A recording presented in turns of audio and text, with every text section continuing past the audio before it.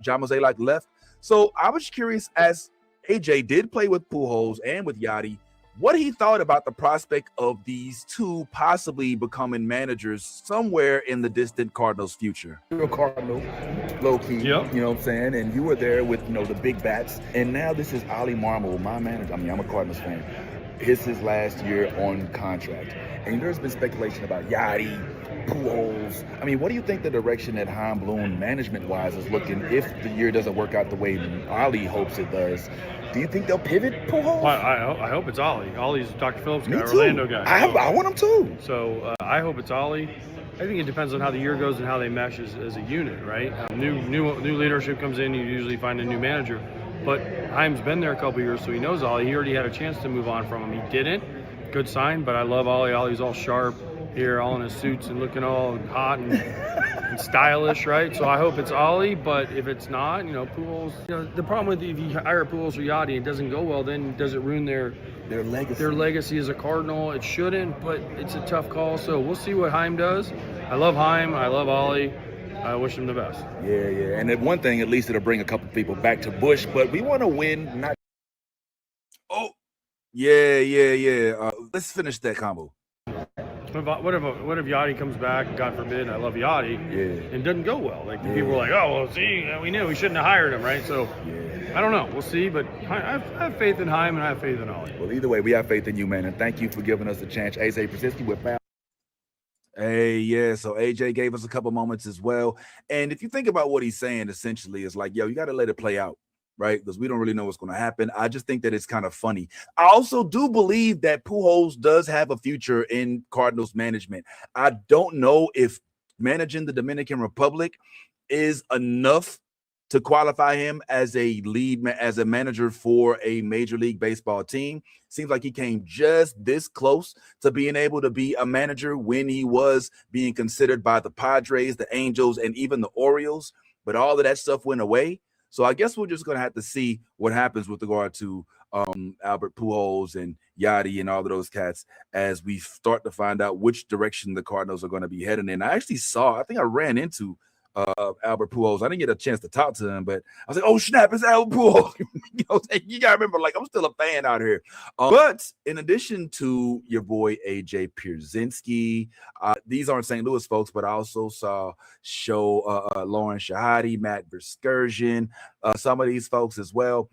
I even got a chance to chat with the other side of the St. Louis media, which this is TV, but this is radio. Mike Claiborne, who is a member of the KMOX radio for St. Louis. He calls the games on the radio side. He was there, as well as Katie Woo. Katie Woo actually has Cardinal territory. She started that, but then halfway through the season, I think she decided, you know what, I came to cover a winning team, and this team's not necessarily winning the way I thought. So maybe there's opportunities elsewhere. I'm not trying to put that in her mind. I'm not trying to say that's definitely what happened, but it appears that could have been the case. So I'd like to give y'all an idea as to what happened with both of these folks. But first, let's go ahead and start with Mike Claiborne, who does still currently work for KMOX and does do the calls for the radio. Mike, talk to me, homeboy. To the point where you annoyed with hearing your own voice. I'm tired of listening to myself, man. Between Cardinal baseball, I'm involved with our podcast network, STL Sports Central. Yes. And also I have an FM radio show on Sunday mornings called In the Best Interest of. It has nothing to do with sports. Okay. We talk about everything and anything. And between that, man, where else is me to talk? I'm good. But you've been with the Cardinals for a long time. This is year 21 for me with the Cardinals. This is year 45 for me in the business. Ooh, I started in 81. That's wow. Yeah. Okay, so you've seen a lot in the game. Some people say I've seen too much. But, I'll wait till I'll write the book someday. Let's talk a little bit of Cardinals. Okay, right now, for the last few years, we've been seeing the Youngry movement. We've been seeing the Ower in transition. But now we've got Chaim time, yes. Right? What do you think the fans are going to react with? Do you think we're going to finally see them coming back to Busch Stadium? I think so. I think Chaim is very transparent. He has a plan. He has been guarded to a point where he's not going to tell us everything. But the way he's approached things and understanding what's needed Remember, Heim has been in the organization for a couple of years, so he's been able to assess everything. I think the most important thing he has to do right off the bat is extend Oliver Marmol, the manager. Wow. Yeah. You think he's going to do that? Well, he should. He's only got 1 year left. Yeah. Here's the deal. If we didn't have Ollie manager, we'd have lost 100 games. Oh, that's true. And we could have won in 24. Yeah. And all he needed was a little help. Yeah. So I think that's important. And obviously, we need some right-handed punch. We can always use more pitching. Yeah. But those things are achievable. And you don't have to go out and spend $500 million on a player. True. I think you have to develop within. The Cardinals are sinking a lot of money in development and resources. Things you may not see on the field as we speak, but down the line, you're going to say, oh, where did these guys come from? That's because we hired more scouts. That's because we hired more development and performance people and coaches that we were a little short on. We've added a ton of people within the operations side in the analytics department. And that's where the game is right now. So overall, it's a good growth situation.